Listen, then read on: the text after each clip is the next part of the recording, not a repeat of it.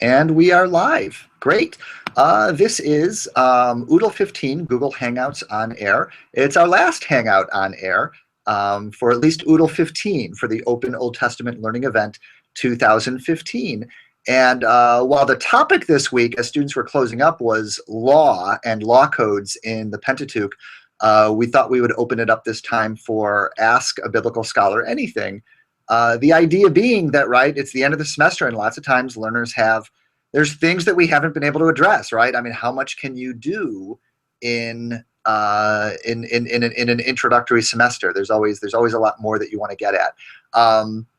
Oh, good. Nisha wasn't able to jump on with us today, but she's scrambling a few minutes to heckle us from the back row on Twitter, which is awesome. We may see Brian along the way. Not sure what there. He was hoping to wrangle us while wrangling kids at the same time. I just don't know how that works out. So the Open Old Testament Learning Event, you can find it now or later. I'll be preserving the site at OOTLE15.net, OOTLE15.net. And it's been quiet in here this week. Because of the nature of the course, a lot of learners have been wrapping up their required work before the semester is over. And there's sort of a sense of the course going out a little more with a whimper than a bang as the virtual hallways just sort of get quieter and quieter around here. So we asked folks to send us their questions ahead of time, whether they were going to be able to make the Hangout or not. And we'll also take questions during the Hangout. So our hope is that people will be able to, we'll start going at questions that folks submitted ahead of time. And you can also submit your questions in real time on Twitter using the hashtag OOTLE15, OOTLE15. And let's see, with me is, for the first time, is your intrepid teaching assistant, Shar Haig. Shar, you want to say hi and tell us a little bit about what you do and where you do what you do? I'm happy to.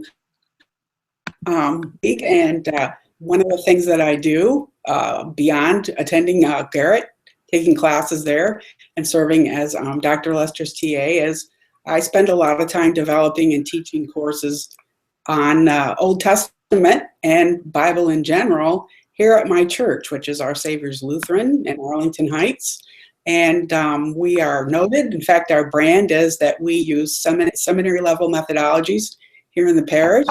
So the identical things that I learn at Garrett, I bring back here and teach to the members of my faith community. And we have, it's not just me anymore. We have a number of people who are now doing classes that are historical, literary, critically based.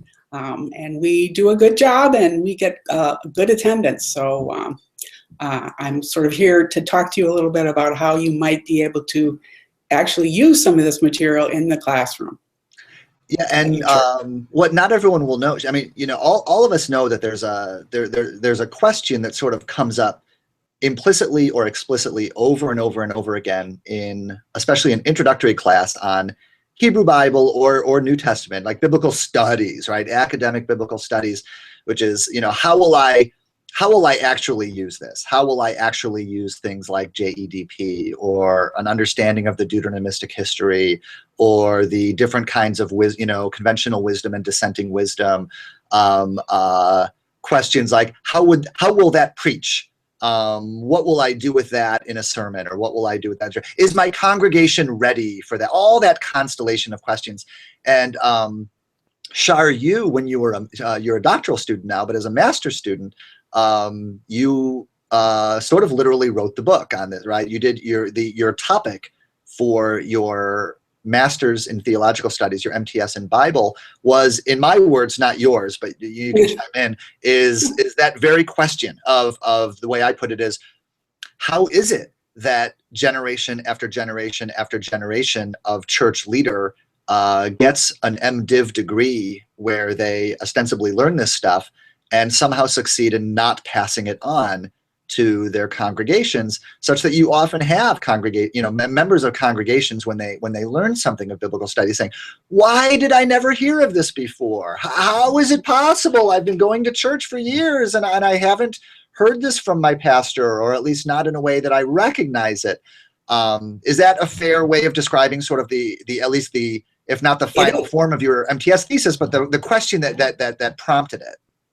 Yes, this is the question that drives me, because I've been at this a long time. I came in during the 90s, and was absolutely astonished at the things that I didn't know and that I had never been taught in church.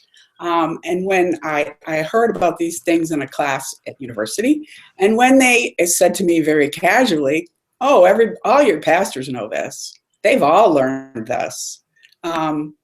They've been training pastors in these kinds of things for a long, long time now, and I was rather indignant, and I remain rather indignant, and I've had many people who, when they learn these things, say exactly that. They say, "Why didn't anybody ever tell me this? Why didn't I ever hear this in a sermon or in a Bible study?" So I'm still kind of kerflummoxed by that. Really don't understand exactly what the dynamic there is.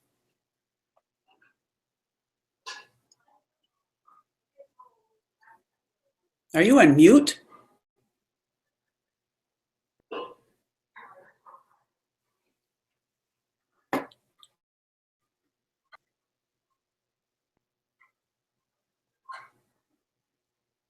I can see you, but I can't hear you.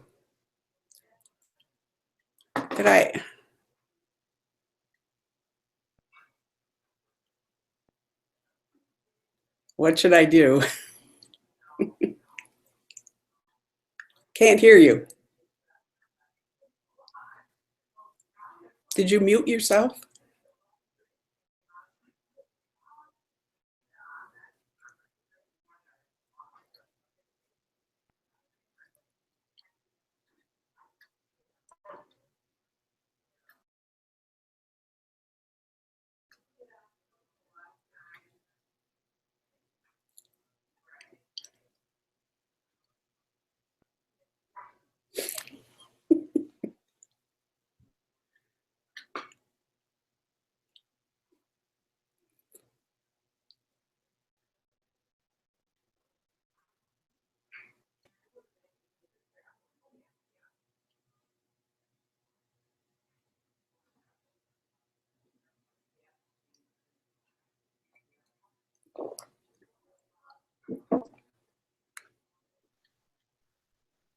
How we doing, Shar? Am I back? Now I hear you. Oh my There goodness, you are. that was exciting. I can't believe we got to the final. It took us until the final week of Hangouts before something like that happened. Everything froze up. Yeah, everything on my pop-up window for the Google Hangout just froze all at once, and I was out of the picture. So okay, we're back. I think people will have figured it out, but just let me. I wrote technical issue on Twitter. Just letting people know I'm back, which they should know, but just to get all of our ducks in a row. Good. Okay. So back to OOTLE15. Thank you for your patience, everybody. So let's go ahead and start taking a look at some questions. I've saved the questions that were submitted ahead of time and to a page that Shar and I are sharing. So I say we take them in order unless it becomes reasonable just to like pull out one or the other because they seem topical. But I don't really have them piled up into related piles. And the first one that I see is, it's a kind of a long question, but you'll get the idea. How do we begin to deal with texts that condemn certain groups of people, or at least marginalize them? When churches or individuals use, we're talking about clobber texts, aren't we? When churches or individuals use text to marginalize women, for example, from being ordained, LGBTQ persons for the church or ordination, persons of color from full inclusion. And the interesting part of the question I liked about this is that she says, I know we need to look at the context of the text, right? We need to not just be proof texting clobber texts from Leviticus 18 or Paul, women be silent or whatever.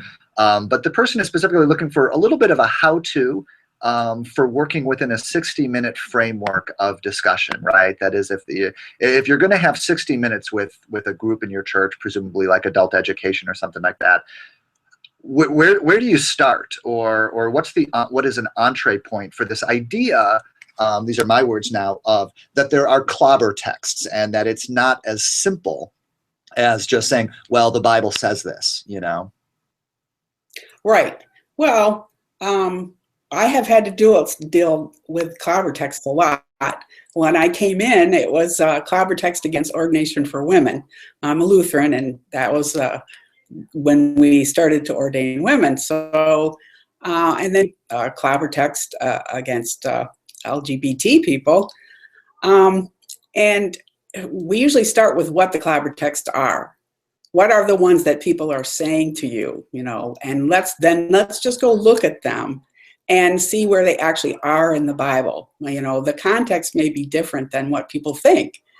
And in fact, I remember I kind of really got back into this because of the clobber text being used against inclusion for LGBT people. And I thought, in my naivete, I really thought that everybody was going to start using all that new Paul scholarship. I said, oh, this is where they're going to bring in all those empire studies and gender studies, and we'll hear some good stuff now. And I didn't, there was none of that. So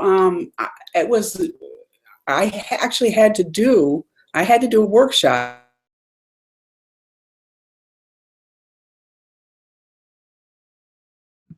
You know you're pro-gay, so here's what you say. And it was basically a session whereby we told them how to clobber texts. What was we had. You really have to start with what it is that people are actually saying. What the real problem is. You have to address the actual problem that people are encountering. Okay. Shar, just so you know, you're coming in and out a little bit, and we're getting some loss. It may be, I don't know how good your if you're on wireless rather than plugged in. I don't know how strong your signal is where you are in your church right now. It says it's very strong. Okay, so we'll hang in there and we'll see how it goes. If we're losing you in like a lot, if it's very hard to understand you while you're talking at any point, I'll give you a wave and sort of try to give you a heads up that that's happening, so that you know. Okay. I agree with you though. I think that the idea of starting with, okay, well, what text are you talking about right now? Like, what is the text that you have in mind right now?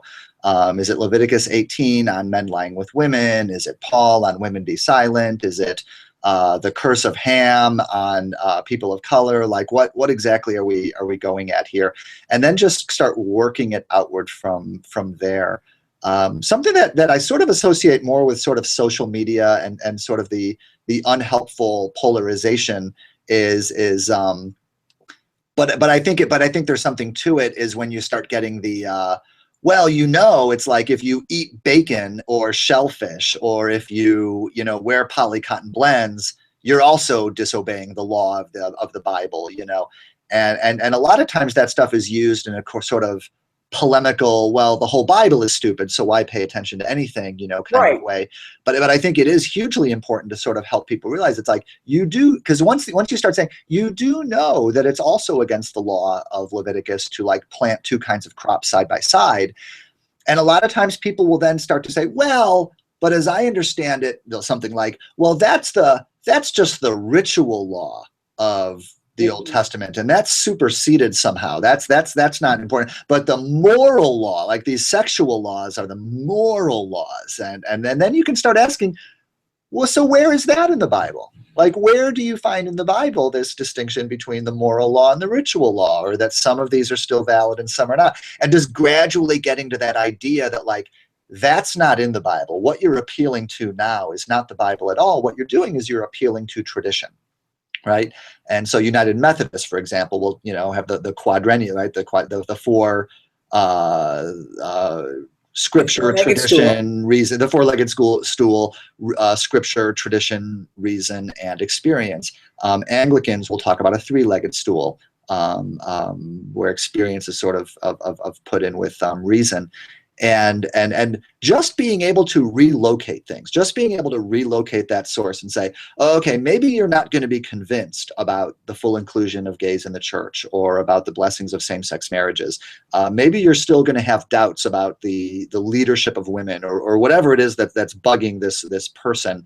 But being able to get them to see that the location is not simply in Scripture, that they're actually, once they can see that they're actually locating what the authority that they're following in tradition, that doesn't necessarily solve things, but it begins to complexify things in a way that I think is really helpful.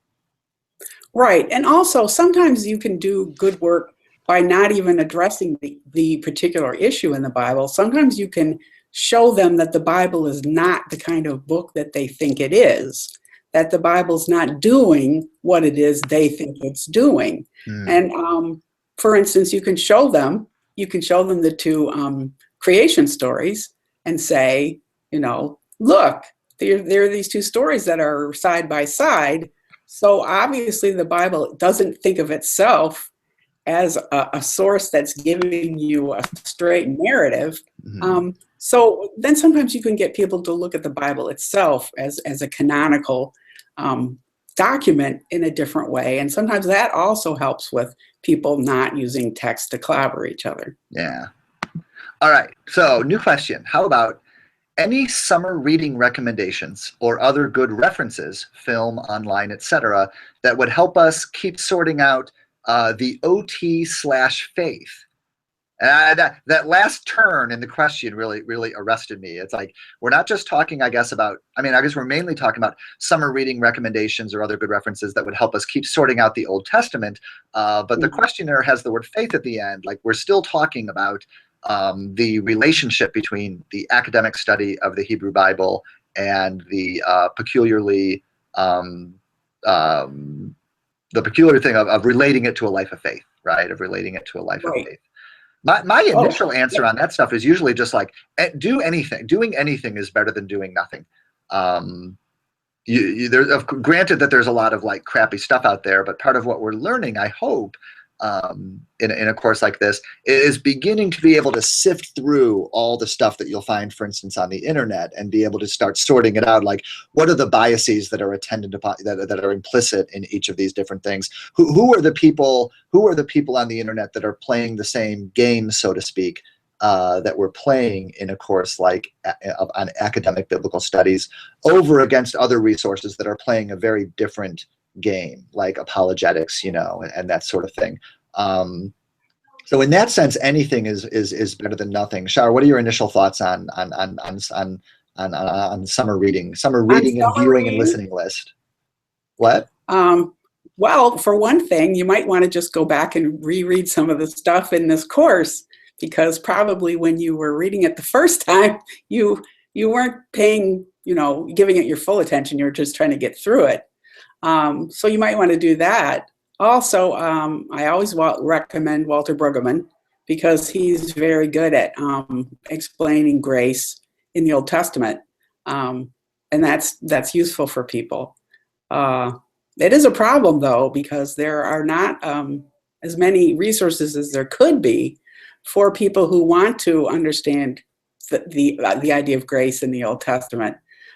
So you have kind of a short list. Walter Brueggemann had a really good book by Harvey Cox called How to Read the Bible. I thought he did a really nice job. So that's it. I also think, yes, go and find the resources, but especially after a course like this, one of the things I really hope is going to happen for most of the learners, if not all of them, is that they've not only collected resources and knowledge about resources, but also relationships. Folks in the course have been interacting on Twitter, been commenting on one another's blogs, and it would be something to think about is who are the 1 or 2 or 3 or 4 other people in the course who you like interacting with on this stuff, and then how do you plan this summer to keep those relationships in motion and alive and keeping some conversations going with those people or starting new conversations? Do they plan to abandon Twitter as soon as this course is over because they're not going to be needing it for this course anymore? Or are some of them hoping to, like, maybe stay on Twitter and continue to follow one another and say, hey, look, I dug into the resources page and looked at, there's a couple of podcasts that Brooke Lester had put on there that I never really dug into, and now I'm listening to some of the episodes and I've got some questions about them or some ideas, or I found this on the internet, or I saw this YouTube video, I read this story about some crazy thing that a person said or whatever. And I want to exchange ideas about it with someone. I want to talk with people about it. Who are the people that you have interacted with on this course that might stay on Twitter and keep doing this stuff, that might keep subscribed to one another's blogs, even if you're not blogging all the time, but keeping an RSS feed going so that if one of your classmates does decide to pick up some threads and have something to say. It's a lot less lonely that way. If you keep the relationships, in some ways, I think that the resources will almost take care of themselves. That's right, because you will be a lonely person if you're in a parish and you want to continue to use these kind of methodologies. Mm-hmm. You're going to need somebody who can be your lifeline, you can bounce ideas off of, and you'll be kind of on your own.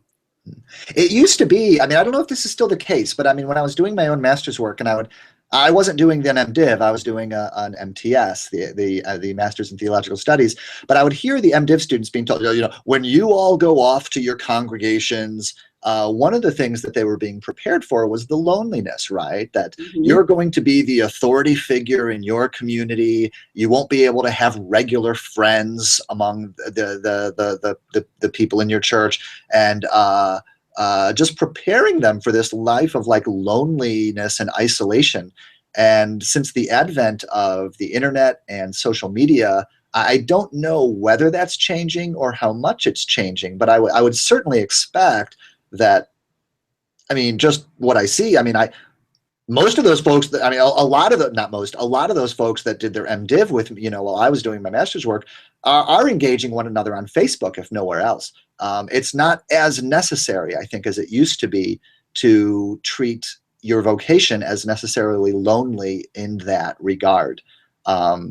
If you don't yet know how Twitter or Facebook or blogs or Instagram or other ways of relating to one another through social media, how that's going to, what your practices are going to be on that, I think the only way to figure that out is to do it. Is just dig it, just as we have in this course, is to dig in and start the messy process of trying to make it happen. The messy and that's human relations, right? The messy and awkward and sometimes vulnerable process of trying to make that happen.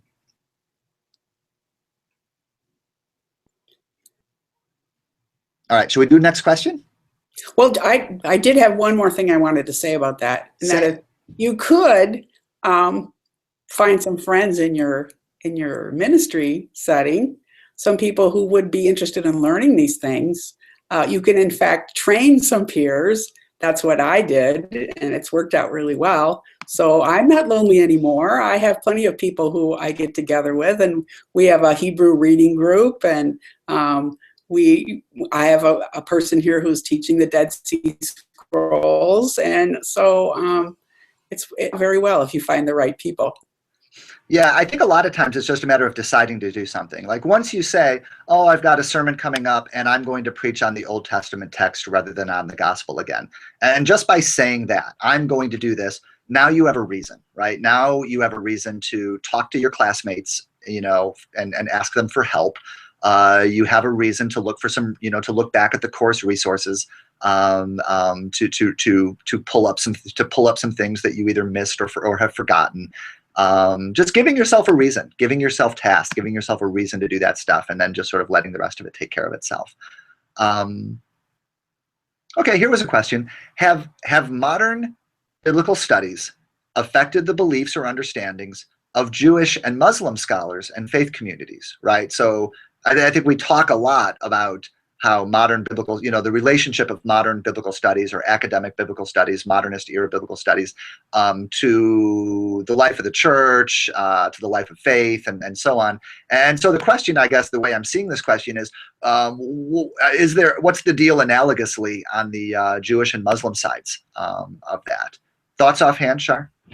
Well, I can't say anything about Muslims, but I have a Jewish gentleman who comes to my studies because he really likes, excuse me, he really likes to study the Bible that kind of in-depth way with, historical, historical literary critical methodologies. So, and he's Reform. He says he doesn't have any problem with it. And he thinks for the most part, he doesn't think that Jews do have a problem with it, but maybe the more conservative ones might. But he seems to enjoy it hugely. So I think it's kind of across the board that people are beginning to enjoy these things. It goes to show what you take for granted and what you don't. So what struck me about the question is that, like, for me, I've been going, the guild, right? Our main professional guild in biblical studies, our main professional organization is the Society of Biblical Literature. And every year we go to the annual meeting of the Society of Biblical Literature, and we read papers to one another and do things like that. For me, I've long since, if you go to the Society of Biblical Literature, the papers are given and, presentations are given and attended by Jewish scholars, not in the same numbers as Christian scholars, obviously, but it's a huge presence. It's a huge presence. One of the things you learn to do pretty much right away is, for most of us, is when we're presenting at SBL, either the annual meeting or the several regional meetings, is we avoid using the divine name. Whereas in Christian scholarship amongst ourselves, we very comfortably use the divine name all the time. But when you're presenting at SBL and that there's a large number of Jewish scholars in the audience of whom you don't know what their individual pieties are, right? Then it's just easier to avoid the divine name altogether and use the Lord and so on. When I wound up going to Princeton Theological Seminary rather than Harvard Divinity School, the big crushing loss for me, the mourning that I had to do with regard to that, is that I would not be working under John Levinson, eminent, prestigious academic Jewish biblical scholar. He's one of these guys. I mean, by that time I already knew, John Levinson. He's one of these scholars. Yeah, I'd spend the rest of my life just following him down, writing down everything that comes out of his mouth. And that to me would be an education, in biblical studies. I take for granted that, like, oh yeah, like I just assume that on the Jewish side of things, there's the same kind of spectrum that you have in Christianity, that you've got, very academically aware, academically oriented, academically comfortable, congregations in Christianity, and others that are just sort of removed from it and not really aware or not certain, and then others that are aware of it and don't like it, right? Also, I think Christians in general, and probably Jews though as well, are not aware of how much New Testament scholarship is being done these days by Jewish scholars, and how many noted New Testament scholars are Jewish. So I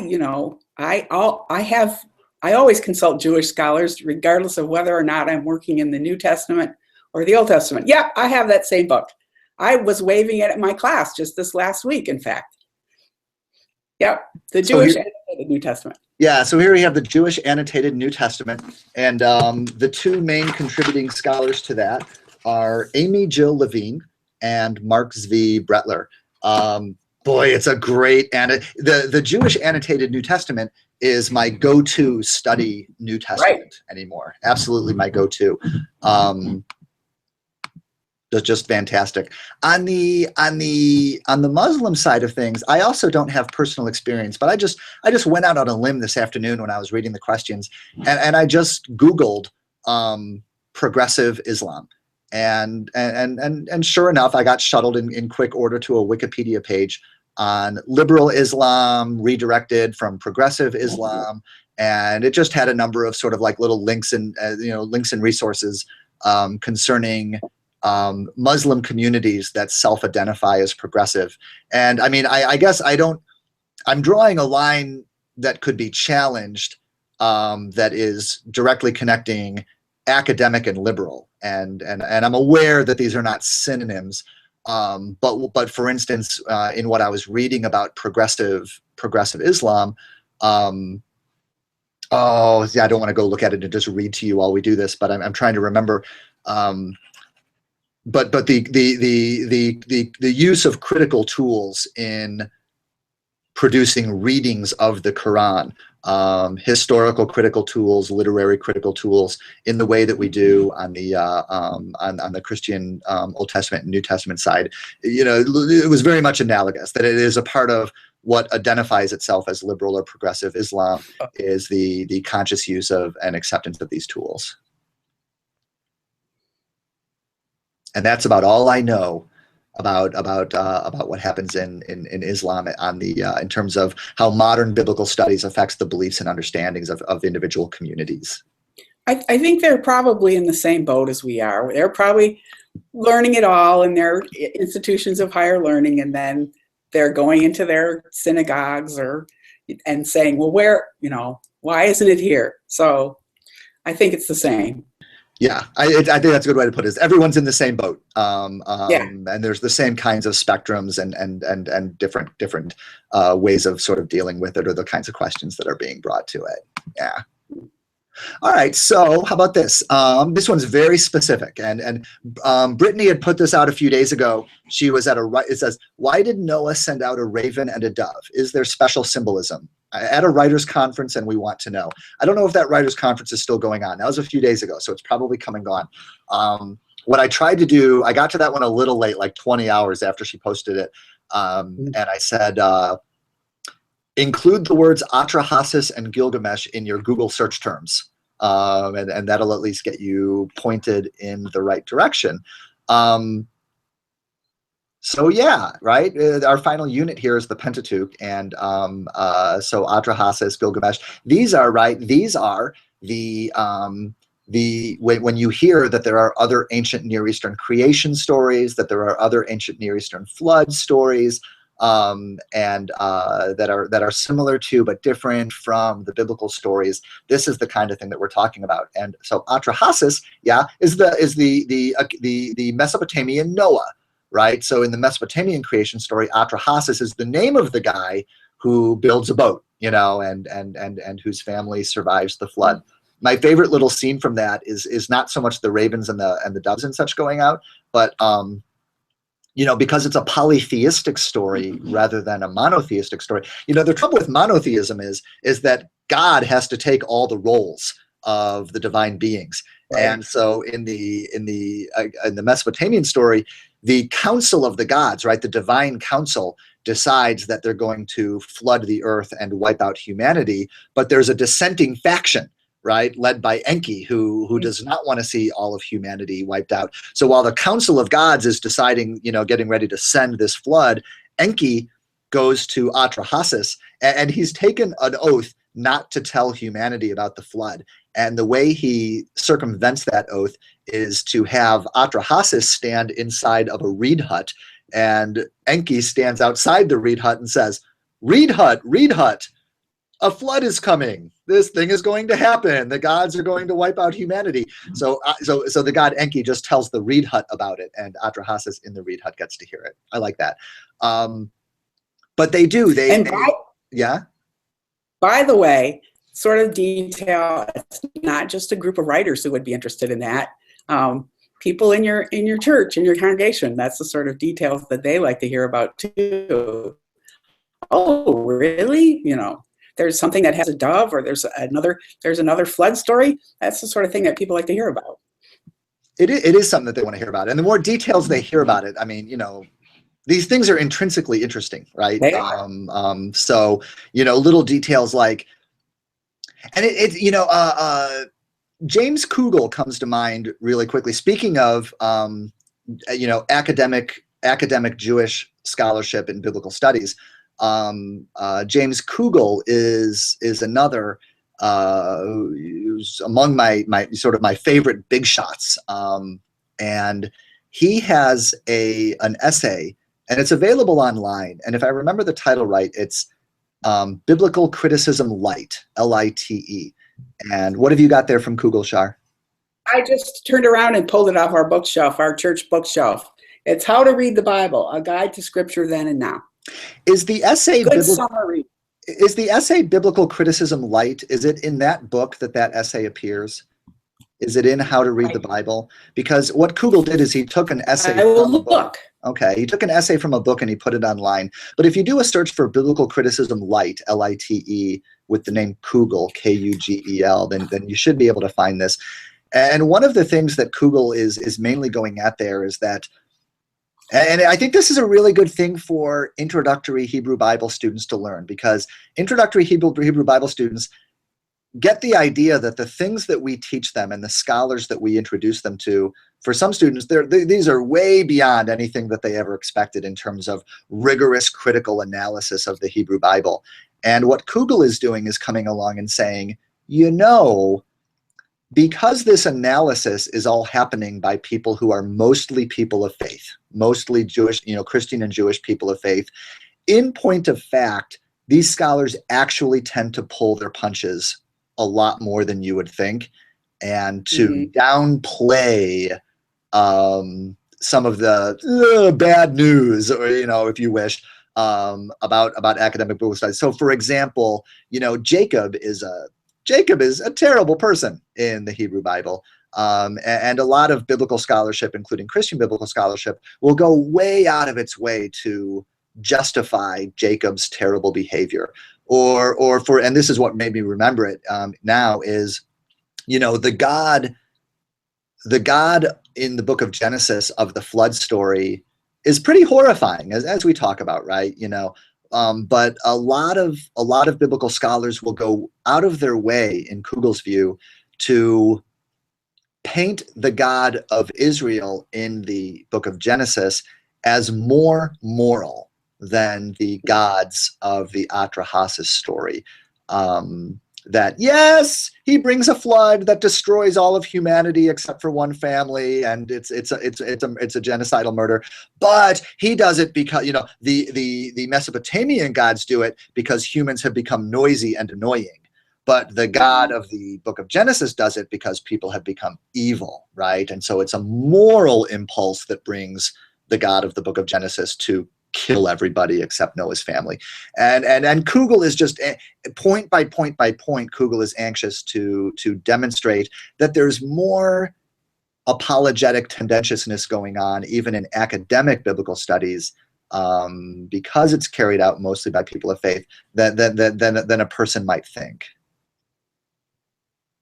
That doesn't really answer the question about the ravens.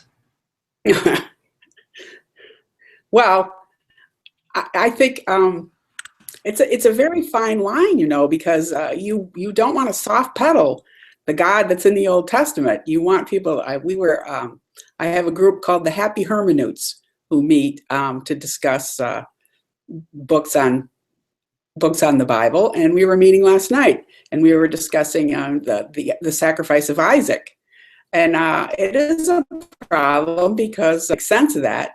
You don't want to come up with a good reason why God would ask someone to sacrifice their child. But on the other hand, you don't want to go to the oh, well, that's just because it's the Old Testament. And once you get into the New Testament, you'll have Jesus and everything will be fine. So sometimes it's a kind of a difficult path to walk. Do you find that a lot of times the language that I'm using for that, both in the classroom and in the church, is to say to the learner, you're asking how we deal with this or what we do with it, and my answer is that what we do is we live with it over the long term, right? Yeah. That what we're after in this hour that we have together, or this semester that we have together, is not to solve Genesis 22 and the binding of Isaac, not to solve God of Genesis 6 through 9, but to begin together, right? To pick up, to join the community of those who are living with it in sort of an intellectually engaged, evidence-based, and ongoing kind of way. Right. If you don't feel like you have to have the right answer immediately, then you can do it. But unfortunately, Christians think that they're going to have to get in 60 minutes. In 60 means. So the Ravens, really, I mean, there's not much. I don't think that, I mean, I don't know what the symbolism of the Ravens is in the Mesopotamian story. I don't know why it's in the Mesopotamian story. They send out both a raven, both, I think, ravens and doves, or a raven and a dove. I tried to find the exact passage quickly before we came on, and I didn't find it right away. And undoubtedly, the reason Noah sends out a raven is because Atrahasis sent out a raven, right? It's part of that shared understanding, that shared ancient Near Eastern understanding of what happened. In the Gilgamesh version of the story, there's also a swallow that is sent out. But I don't know what the symbolism would have been at that time. 3. Yes. 3 is good. 3 is good. 3 is it's a magic number. Uh-huh. All right. So moving on. Scholars, where do you see? Okay, now we're into a professional development, or a professional question. Scholars, where do you see academic careers in biblical studies headed, especially with shrinking departments? Here we go. This is something that I know Nisha and I and some of the others talked about more than once, especially in the early weeks of the Hangouts. Students had a lot of strong reactions to the way that we talked about it, understandably. And I think it takes some students by surprise at the way faculty, both at what is actually happening in higher education, and at the way faculty respond to and talk about what's happening in higher education. But boy, folks, I mean, there is a crisis in higher education. There is an economic crisis in higher education. In the seminaries, there's a crisis relating to the slow but sort of steady secularization of the culture, to the decline of mainline churches, the economic decline of mainline. This is where it sort of hits close to home, right, with a lot of our students. The economic decline of the mainline students, mainline churches over against the conservative evangelical churches. So there's a lot going on there, and so it's in that context, right, that the question, where do you see academic careers in biblical studies headed? The short version for me, and I guess we should keep it to the short version, is, I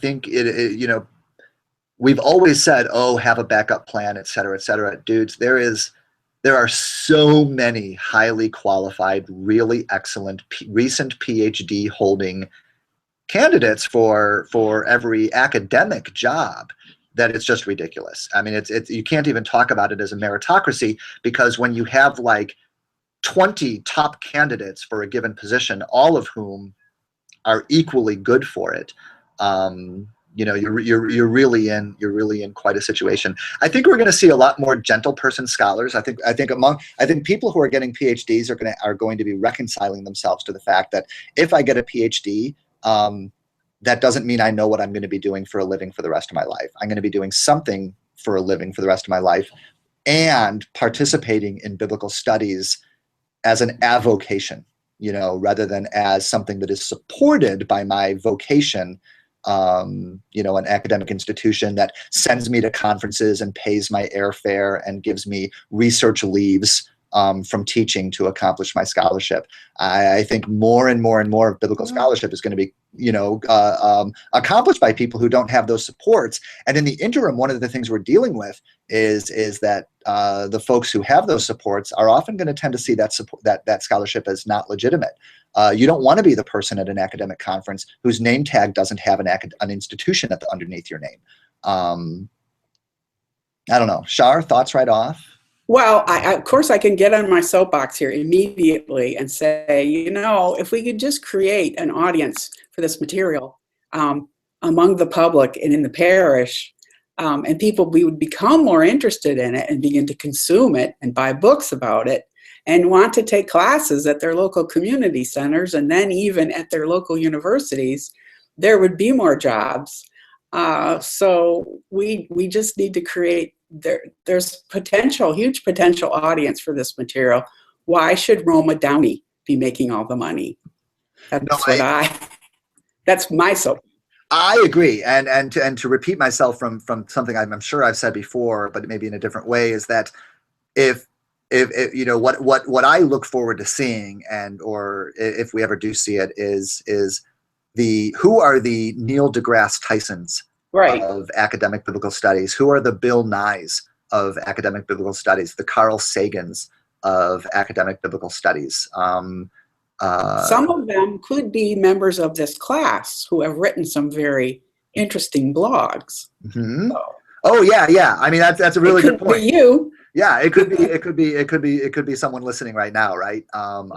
You know, absolutely, or the folks that are among the folks who are contributing these questions.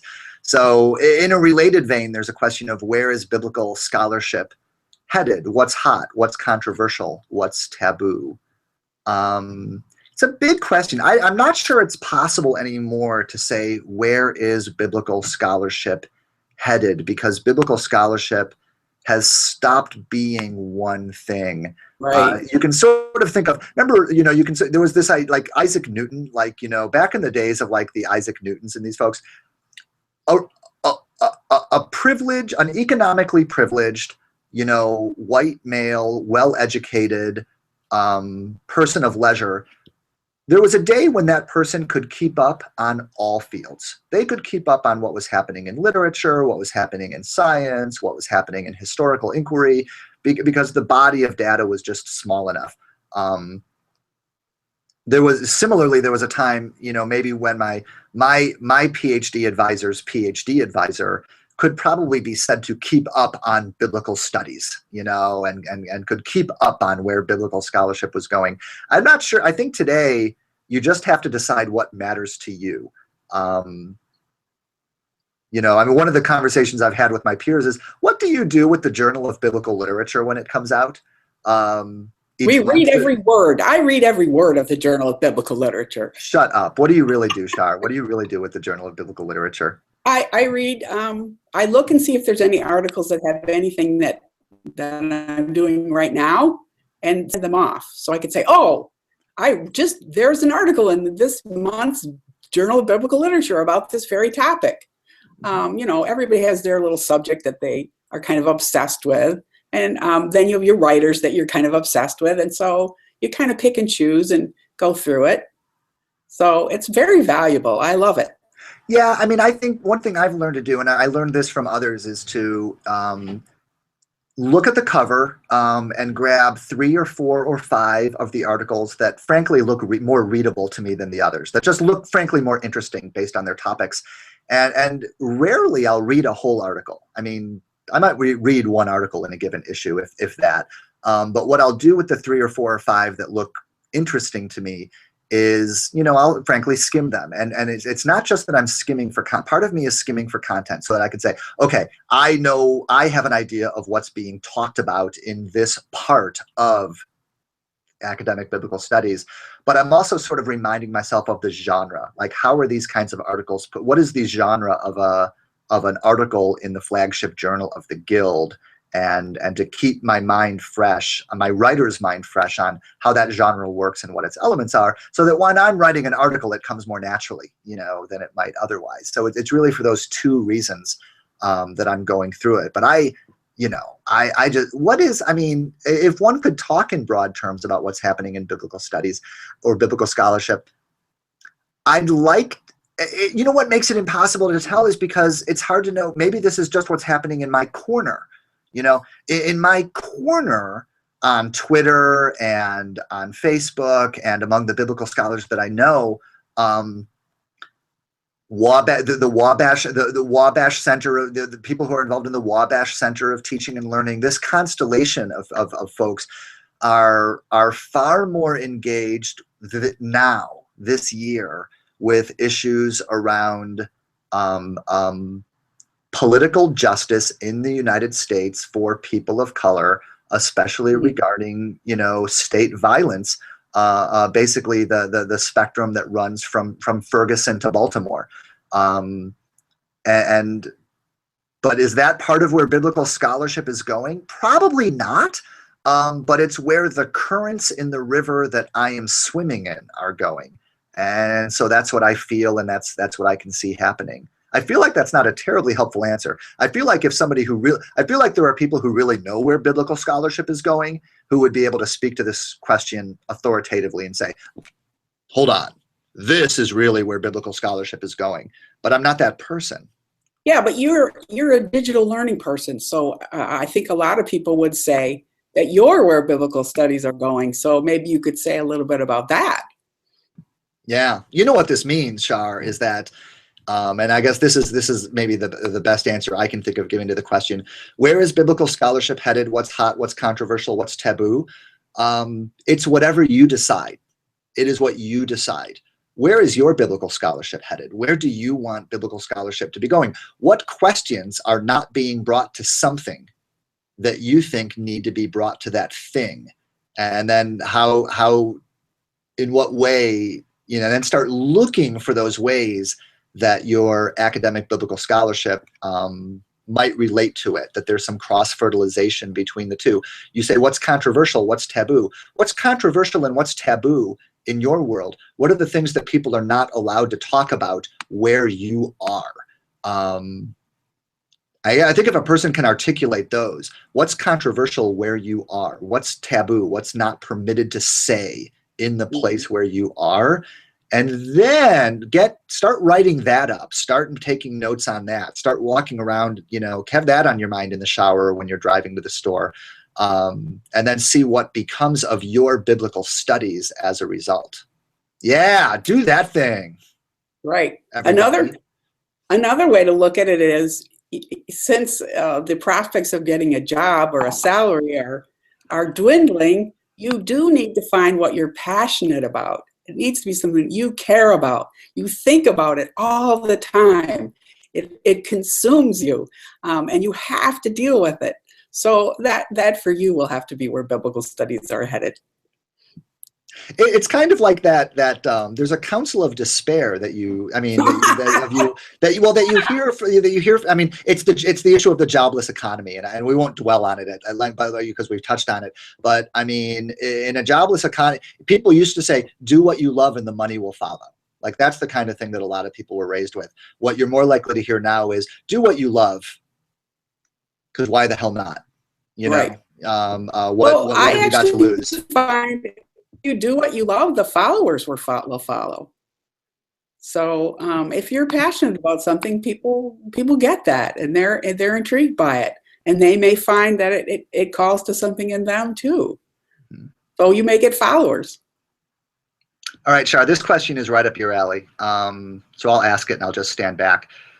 Beyond interpretation/exegesis for sermons, how might faith leaders best utilize biblical scholarship? Right. I really like this question because there's a wider question that you sometimes that I hear instructors in seminary communicating in different ways to their students, which is to say over and over again, not everything has to happen in the Sunday sermon. Right. Not everything that you're trying to make happen in your congregation, that you're trying to communicate, that you're trying to facilitate, it all doesn't have to happen in the Sunday sermon. There are other hours of the week. There are other things happening. What's your off the cuff on that, Shar? For right, I'm learning biblical studies. I'm gonna kind of add a little bit. I'm learning biblical studies, and I'm trying to find ways to preach on it. But I realize that's not always the answer. I don't want to go off like a grenade in the pulpit with like just raw exegesis. Well, what else can I do? People are continuously saying about lay people, the lay people, that we need to become theologians. We need to engage in our faith and become theologians. But you can't get a person to be a theologian during a sermon. While you're preaching a sermon to that person, they're not getting to be a theologian. If you want to get lay people to be theologians and to think into their faith, they're going to have to be in some sort of a discussion situation. They're going to have to be in a classroom or a book discussion or something like that. So if you want to belong to a faith community that's engaged, where everyone is engaged, not just the professional staff, then you need to give them that practice. And having a good Bible study where people are really learning some things and they're really putting things together and integrating it with their actual life and the things they believe in their actual life, then they'll be engaged. And it's a win-win. Yeah, yeah.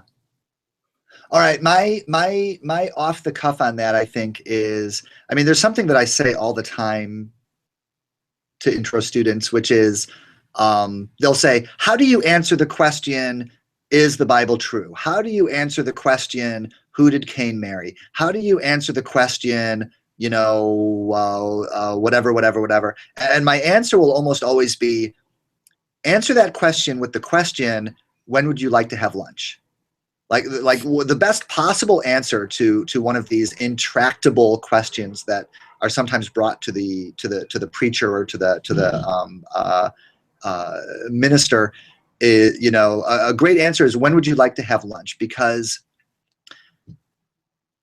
people think that there are answers to their questions, but there are not really answers to their questions. What I see the questions as, questions are an opportunity to deepen a relationship with dialogue and to deepen a relationship. Every question is an opportunity for two or more people to get to know one another better, to come to a better understanding of one another than they had before.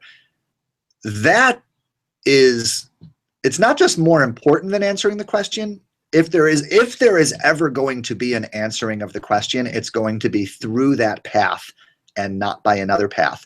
And there's a lot of training, I guess training, maybe a lot of people don't like the word training for people. We train dogs, but there's a lot of re-educating, I guess, of congregations where people really think that the job of the church leader is to be a vending machine for answers. Whether it's, what should we do in the new wing, or how should we pay for this, or should we spend money on this rather than that, or is the Bible true, or, you know, was Jesus real, or, you know, did Moses write the Pentateuch, or what have you? Should we bless same-sex marriages? Why are all the church leaders women instead of men, or, you know, vice versa? There's this thought that, well, you put a quarter in the slot machine, that's your church leader. You put a quarter in your church leader, and they dispense an answer to these questions.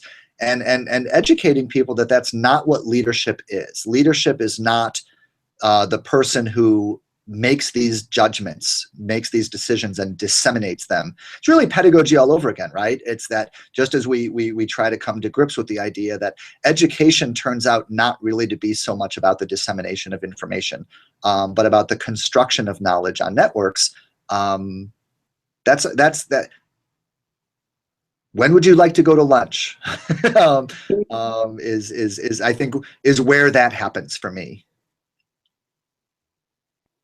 And we're just in the process right now of, you know, we're going to be calling a couple pastors. And so all of the talking is going on about what kind of a pastor do we want? And the number one thing that people want is someone who will dialogue. They want somebody who can be in a relationship with them. And the ultimate dialogue and the ultimate relationship is in our canon that we have as faithful Christians. See how I did that segue there? With our God. So that's why the Bible is so important, because it models all the many, many ways in which we're in dialogue with God and with one another. And so it has a direct application with the sort of conversation that we're having here right now on this Google Hangout. Right. We're hanging out. All right. So I want to give special thanks to Shar for coming and joining me for Ask a Biblical Scholar or Anything, and also to those who submitted questions. And I want to especially thank Twitter users Will Meacham and Leslie Aaron and Tanya Dozeman and who did I miss in there? And Nisha Jr. and David and Stober David for joining us, and Mary Beth Shear. And Brittany, I don't know if you're there, but I know you were submitting questions. I think Brittany, you said you were going to be looking later. But all you folks who have not just this week, but every week made the Hangout what it is. We biblical scholars, those of us who do this, who join us together, we can do this anytime, and we do this anytime. We do get together and we talk about this stuff on Facebook or on phone calls or when we get together. But what makes this work is you all joining in and being a part of it. So this is a wrap on this season of OOTLE Hangouts on Air, OOTLE15. These should all be collected as a playlist on YouTube. They're also available if you thumb through the menu items at OOTLE15.net. So feel free to look at any of them. And I've really enjoyed them. I'm really glad that we did this. And we've gotten a lot of positive response from the learners. That some weeks, in any case, the Hangouts were one of their favorite parts about what we do. So great. Thanks everyone for making it possible. And I will look forward to seeing you and all of us seeing each other in whatever we do next that looks something like this. Thanks very much. Shar, thanks loads. You're welcome. I've enjoyed it. All right, good. So we're going to close out. Shar, I'll talk to you after we close out. Thanks again. And again, you can find this was in service to the Open Old Testament Learning Event available on OOTLE15.net. Thanks loads.